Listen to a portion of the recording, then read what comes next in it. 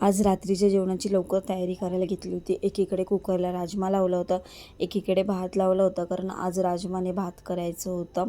आणि ग्रितिकचे फोटोशूट काढायचे होते, व्हिडिओज काढायचे होते। आमचा छोटा वारकरी तयार होत होता, तर इथे मी आली आहे मम्मीकडे। तिकडे तयार करायला घेतला आहे त्याला, आणि ते मम्मी तयार करते ग्रितिकला, म्हणजे ग्रितिकची आजी। तर बघा, आता आमचा छोटासा वारकरी तयार झाला आहे, क्यूट क्यूट दिसतोय। आणि मुलांचे असे फोटोशूट वगैरे करायचे असतील, व्हिडिओज काढायचे असतील, तर खूप मेहनत घ्यावी लागते। तरी ह्यावर्षी एवढा टेन्शन आला नाही, पटकन झालं। हां,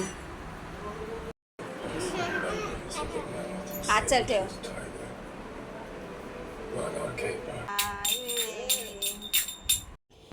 तर मस्त असे फोटोज आणि व्हिडिओ पण काढले, आणि छान छान फोटोज वगैरे आले, आणि पटकन झालं।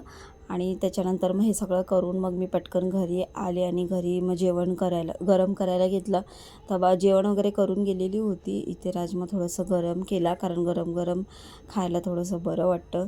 आणि त्याच्यानंतर मग म्हटलं चला, आज खूप उशीर झालेला होता, मग आम्ही बसलो जेवायला।